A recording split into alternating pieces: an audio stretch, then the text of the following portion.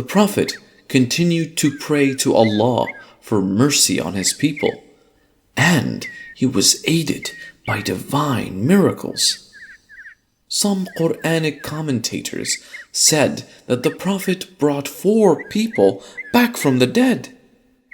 When the Jews saw this, they said, "You only resurrect those who have died recently. Perhaps they only fainted." They asked him to bring back to life Sam bin Nuh. When he asked them to show his grave, the people accompanied him there. Isa alayhi salam invoked Allah the Exalted to bring him back to life. And behold, Sam ibn Nuh came out from the grave. One day, Prophet Isa asked his supporters to fast for 30 days. His followers agreed, and they started fasting.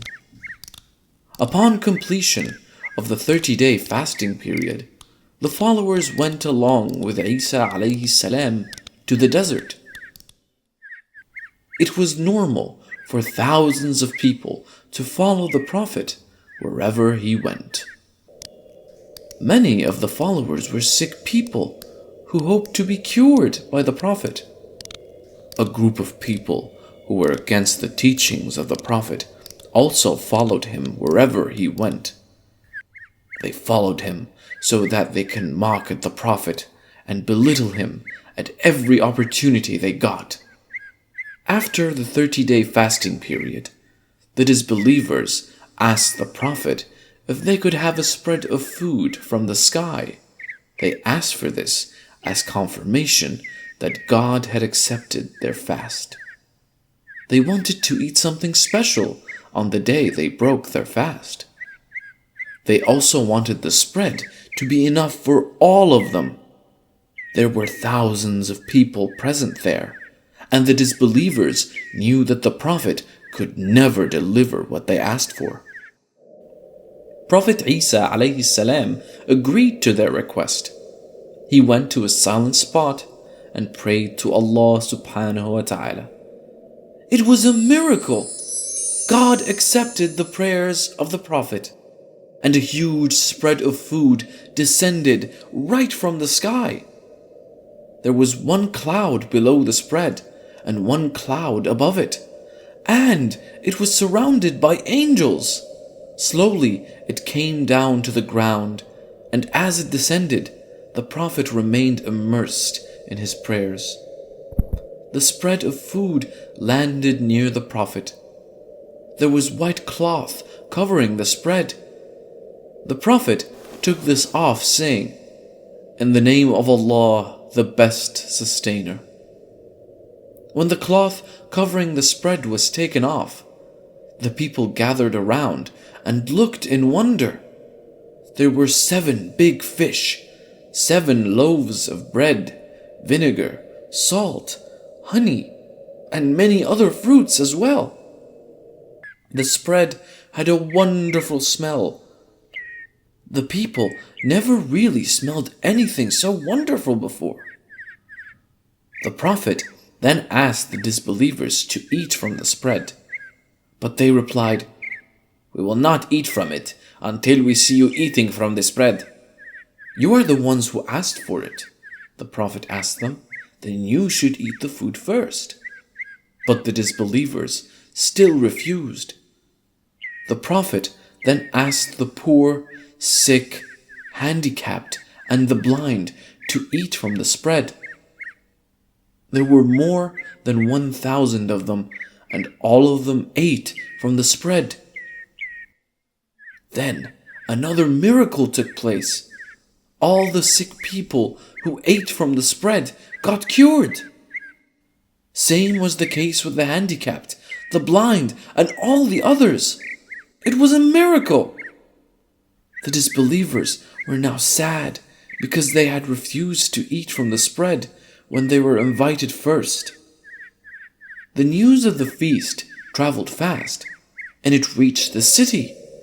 Thousands of people traveled to witness this divine feast. The number of people who wanted to take part in this feast had now become so huge. The Prophet then asked them to take turns to have this feast. Days passed. Each person, from the very first to the very last, ate until they were full. It is said that almost 7,000 people ate from the feast each day.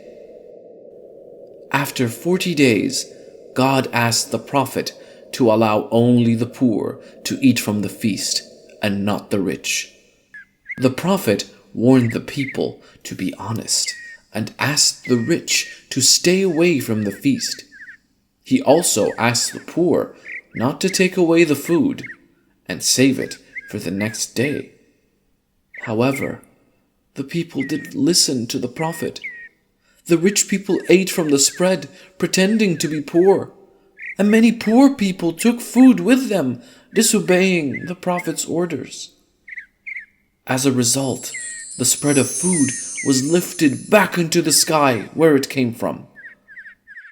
The people talked about this miracle for many days and were convinced about Allah's miracles. Prophet Isa alayhi salam went on with his mission. The priests realized that if they didn't do something, then all of them would soon be jobless. They started accusing him of magic, breaking Mosaic law, and even an allegiance with the devil. When the Jews failed to stop the Prophet's call, they decided to kill him. The chief priests held secret meetings to agree on the best way of getting rid of the Prophet. The priests had no authority to pass the death sentence at the time, so they convinced the Roman governor that the Prophet was plotting against the security of the Roman Empire. They urged him to take immediate action against him.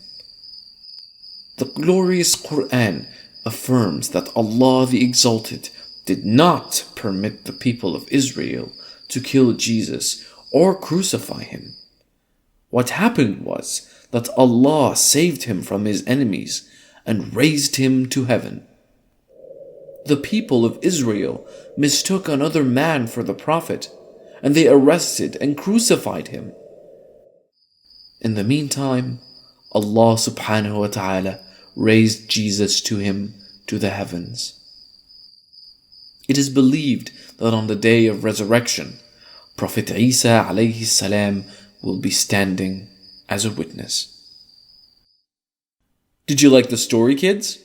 If you liked the video, please click the like and subscribe buttons. And don't forget to click the notification icon to keep updated on all our videos.